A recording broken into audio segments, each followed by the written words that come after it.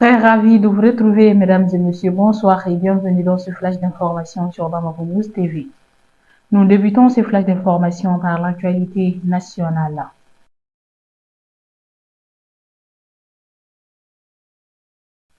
Dans le cadre de leur mission régalienne, les forces armées maliennes poursuivent activement la traque et la neutralisation de groupes armés terroristes sur l'ensemble du territoire national. Dans un communiqué relayé le mardi 14 janvier 2025, l'état-major général des armées a mis en lumière les exploits des soldats maliens lors de la récente opération. Voici le bilan des activités.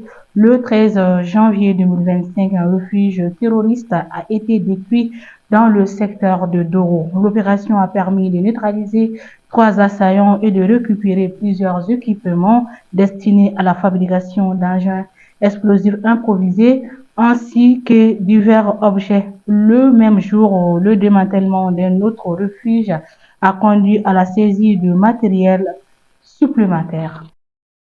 Toujours au pays, le mardi 14 janvier 2025, le palais de Koulouba a accueilli une cérémonie hautement symbolique présidée par son Excellence le général d'armée Assimi Goïta, président de la transition, grand maître des ordres nationaux.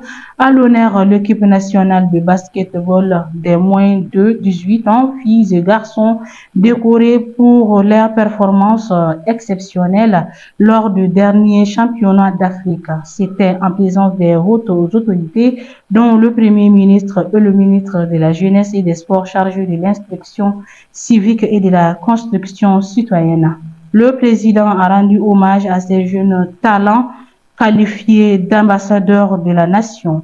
Le ministre de la Jeunesse, Abdul Kassim Fomba, a souligné leur rôle inspirant pour la jeunesse, incarnant des valeurs telles que la résilience, le fair play et l'esprit d'équipe. Au-delà de la reconnaissance symbolique de la médaille du mérite national, avec effigie Lyon debout, un chèque de 85 millions de francs CFA a été remis aux capitaines des deux équipes en récompense de leur exploit sportif. Le mardi 14 janvier 2025 a débuté la conférence économique de la Confédération des États du Sahel au Mali pour 4 jours. Une conférence organisée par le ministère malien de l'économie et des finances. Selon le ministère, cette rencontre est très importante pour l'avenir du Sahel. Voici les principaux sujets qui seront discutés. Créer une banque d'investissement régionale, améliorer les réseaux de transport et de sécurité, mettre en place un espace où les biens et les personnes peuvent circuler librement, créer une centrale d'achat commune pour fournir des produits essentiels à l'AES. Ces mesures qui ont déjà été annoncées pourraient être une étape importante vers la création de la monnaie commune que les peuples de la Confédération attendent. La société minière canadienne Barrick Gold est au cœur d'un conflit avec l'État malien qui a conduit à la saisie de 3 tonnes d'or sur son site d'exploitation.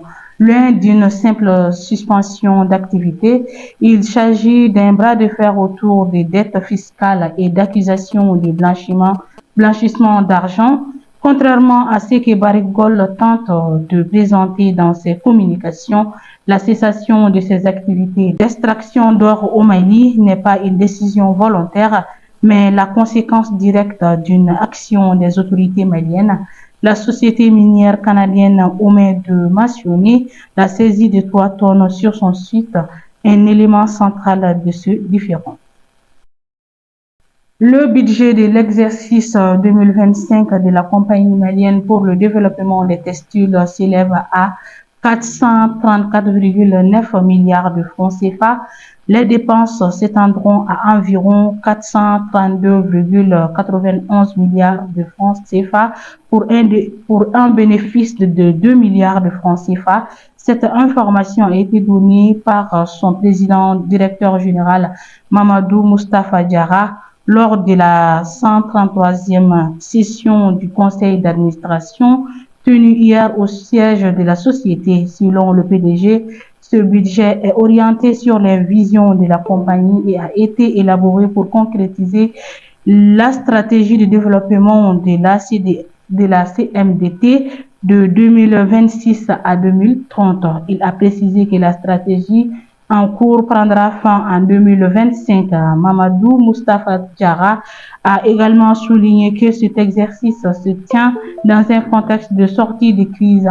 Ainsi, la compagnie va s'orienter vers une nouvelle gouvernance basée sur un développement endogène.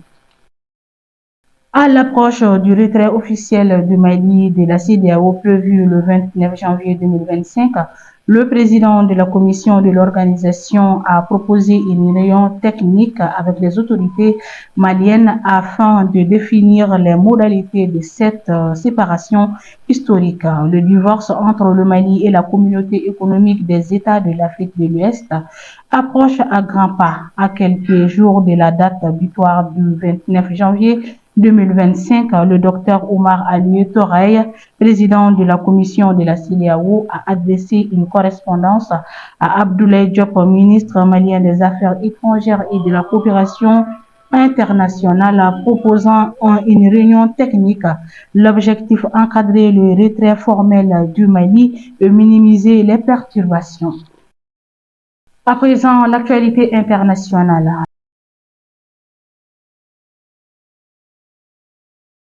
La Corée du Nord a lancé mardi 14 janvier 2025 plusieurs milices balistiques à courte portée, a annoncé l'armée sud-coréenne à quelques jours de l'investiture de Donald Trump et une semaine après avoir affirmé avoir testé un nouveau missile hypersonique.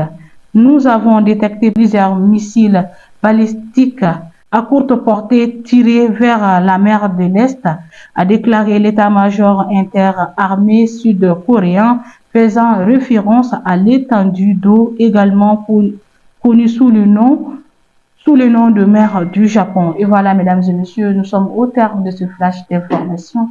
Merci à vous de l'avoir suivi. Au plaisir de vous retrouver très prochainement. D'ici là, portez-vous bien.